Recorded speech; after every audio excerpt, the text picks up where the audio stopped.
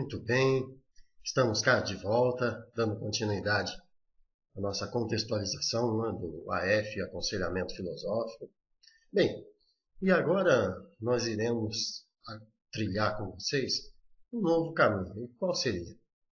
Nós, nos vídeos anteriores, abordamos os aspectos históricos, fizemos algumas considerações a respeito dos limites do aconselhamento filosófico, algumas das características, né, áreas de atuação, enfim. E agora nós vamos avançar um pouquinho mais e, para tanto, nós vamos tratar dos chamados fundamentos estruturantes. Veja, os fundamentos estruturantes, eles têm, de certo modo, a função de demonstrar para todo aquele que venha querer conhecer um determinado saber ou área de conhecimento, as bases epistemológicas, enfim, que estruturam aquele saber. Isso é comum nas mais variadas áreas, né? E quando eu ficar pensando comigo em como delimitar esses fundamentos estruturantes, eu me lembrei, inclusive, de uma célebre definição oferecida por René Descartes a respeito da filosofia. E ele fez uma comparação da filosofia como se fosse uma árvore, né? E nessa árvore ele cita, por exemplo, que a metafísica seria o fundamento estruturante principal e logo a seguir outros elementos, né, que, entre aspas, comporiam essa grande árvore chamada filosofia. De certo modo, nós vamos trilhar caminho semelhante nesse e nos próximos vídeos com você. Isto porque nós vamos, entre aspas, delimitar esta grande árvore chamada aconselhamento filosófico, naquilo que é a estrutura, ou seja, os alicerces pelo qual foram construídos os elementos do aconselhamento filosófico e que estão presentes nele, né, e são utilizados na prática do aconselhamento filosófico. Bem, para fazer isso, nós selecionamos várias fontes, né, em nossa pesquisa.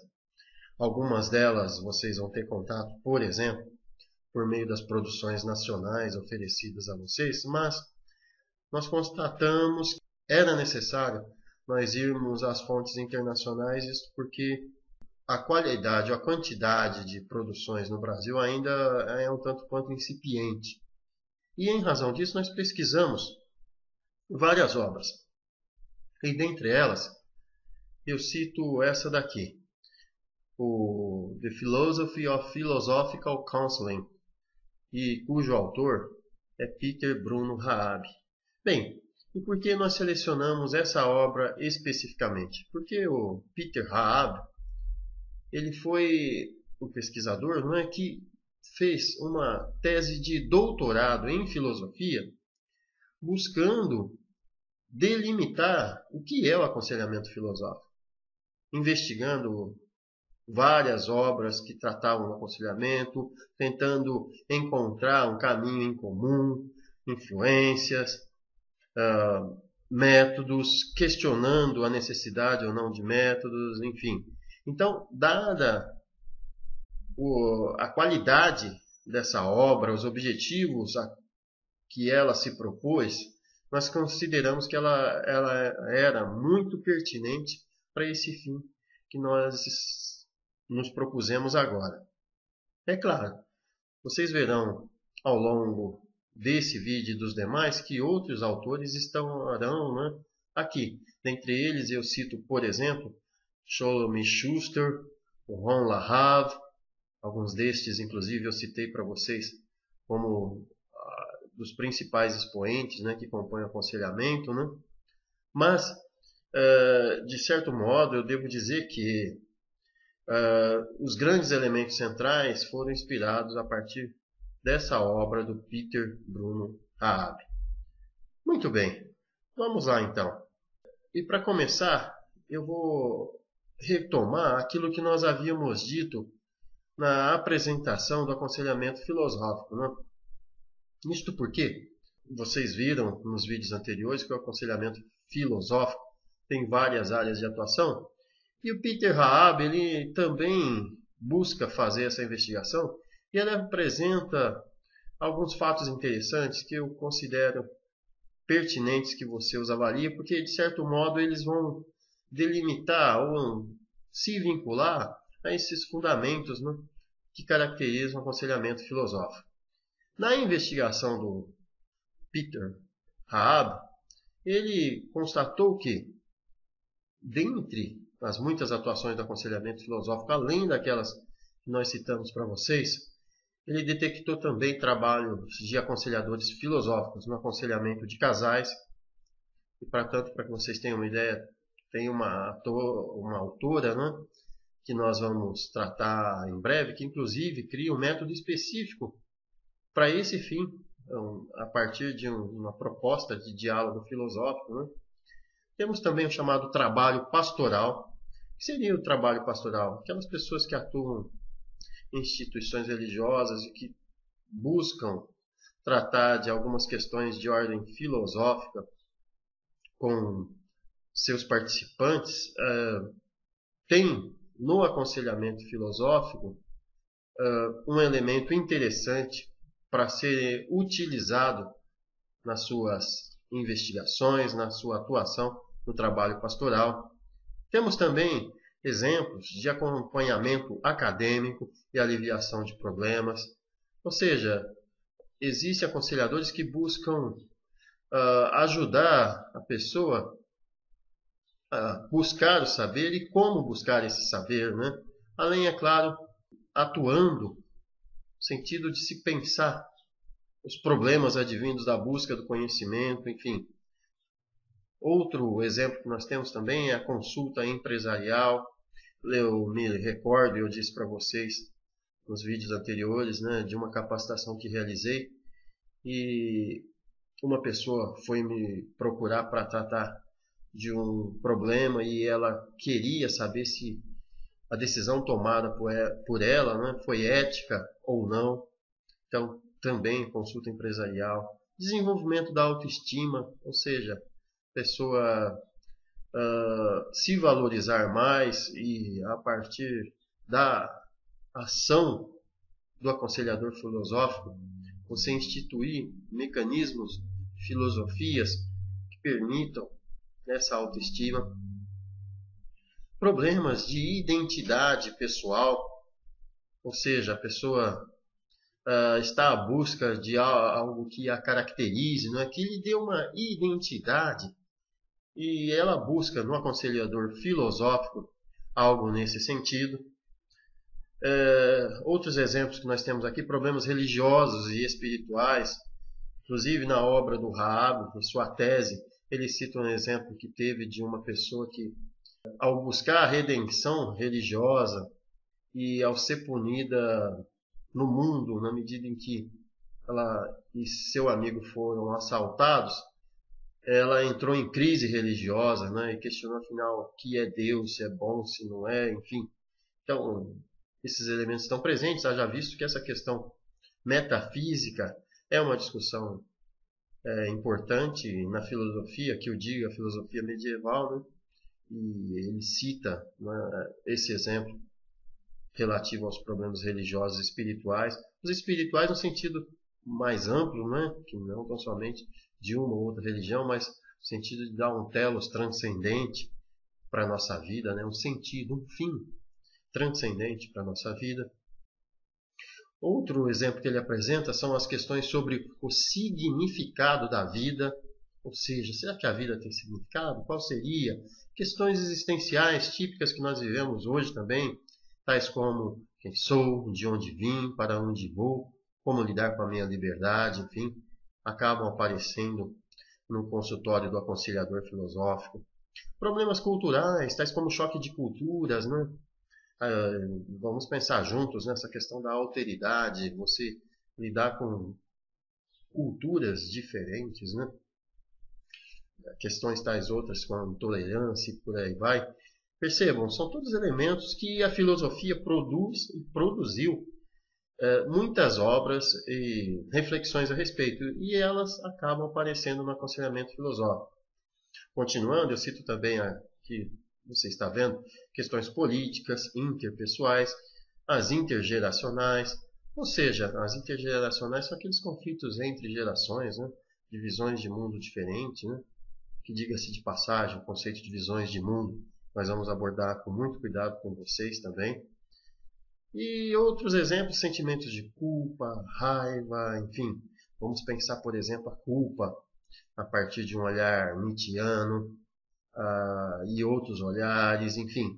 Todos esses elementos, o aconselhamento, né, ele está presente. Eu, enquanto falava sobre culpa, né, cito também, você está vendo esse slide, a raiva, né? Vamos pensar também, por exemplo, Sêneca e a raiva, possui muitas obras a respeito. Então veja, todos esses elementos, o Raabe constatou que estão presentes em experiências mantidas por aconselhadores filosóficos. Mas, ao tentar investigar os fundamentos que estruturam o aconselhamento filosófico, o Raabe, logo no início de sua obra, ele apresenta uma constatação. E qual é? Costumeiramente, a abordagem que trata do aconselhamento filosófico é uma abordagem negativa. Ou seja, se diz o que o aconselhamento filosófico não é, mas, por outro lado, não se diz o que é. E ele cita como exemplo, no exemplo aqui, não é? Nesse caso, o Solomon Schuster, inclusive, nós vamos abordar também nos próximos vídeos.